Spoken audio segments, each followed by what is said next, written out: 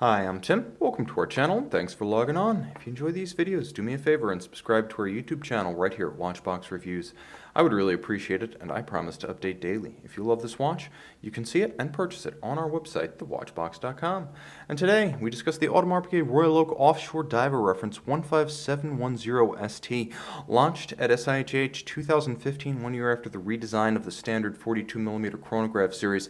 This watch features the diver's new display caseback, lightly reprofiled crown guards, and lightly reprofiled dial, but the timepiece's most important single feature is its slim profile. That's right, this is one of the thinnest Royal Oak offshores you will encounter. 42 millimeters in diameter, the timepiece is remarkably only 14.2 millimeters thick, which is to say it's definitely in play underneath any jacket cuff, and there might be some shirt sleeves that can actually ride up over that rounded bezel flank.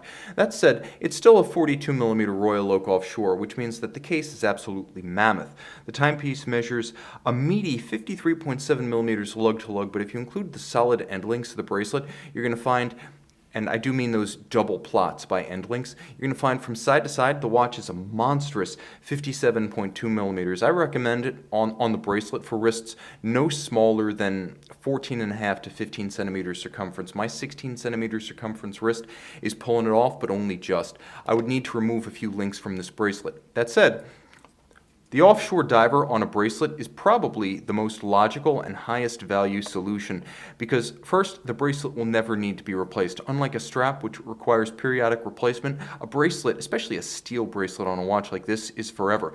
It also helps to preserve some of the original Gerald Genta design language, as the Royal Oak in any form was only ever conceived as a watch with integration of case, lugs, and bracelets, so you do get more of the original Royal Oak design DNA when you get the offshore on a bracelet. And finally, you do get an extra measure of durability and tear resistance, shear resistance, and longevity, as well as the comfort that comes with the ability of metal to channel heat away from the wrist on a hot day if you are using this as a sports watch. It's also important to note that the links are substantial, and if you look at the underside, there are big gaps to avoid pinching skin or pulling hair. You can see that the removable links are fixed with screws. This is something Patek no longer does on its bracelets for sports watches, and I regret that, but AP doing things the right way. Twin trigger, double deployant clasp. Its only quirk is that it does have a sequential closing system, so you must lower one side before you lower the other.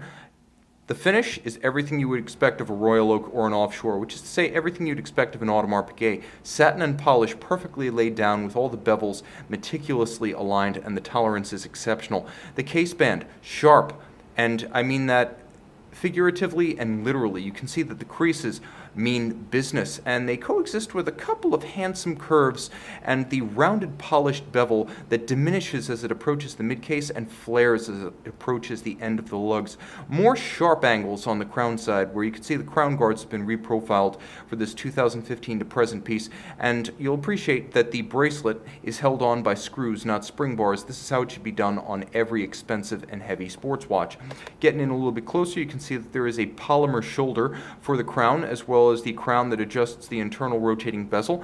The gasket of the bezel is fully expressed on the offshore as a styling element. It was just a hairline visual feature on the original Royal Oak. From 1993 on, it became part of the structural composition of the watch as well as its core aesthetic, so the gasket always expressed on an offshore. Now, the timepiece does feature an internal rotating dive bezel. This is a true ISO 6425 diver, so whereas the standard offshore is 100 meters water resistant, this one's 300, but it's other features like that internal rotating bezel that help it to meet the ISO definition of a dive watch. So you have that internal rotating bezel system that you can line up with the minute hand, and now you have an impromptu 0 to 60 minute timer, counts up to 60, better than a chronograph in my opinion because it's bigger and easier to read, and most chronographs only have a minutes register that goes to 30. This goes to 60. Plenty of dial depth sloping down from the bezel to the dial base with a Mega Tapisserie base in stamped hobnail form, all applique white gold indices and white gold hands at center. There is a magnifier built into the dial this time for the date, and because this is not an offshore chronograph,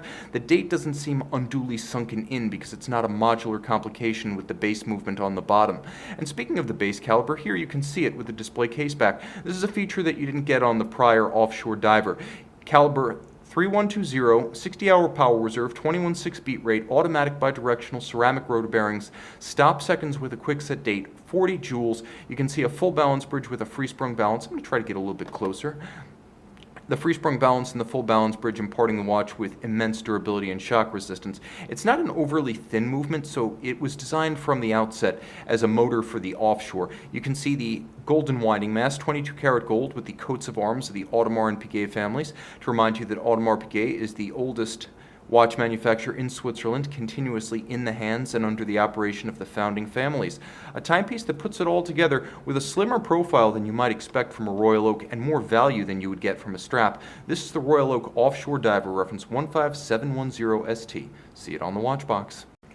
Royal Oak Offshore Diver, as you can see, the minute hand and the bezel dot, the bezel pearl, dominant for easy reading. See it and make it yours by day on the watch box.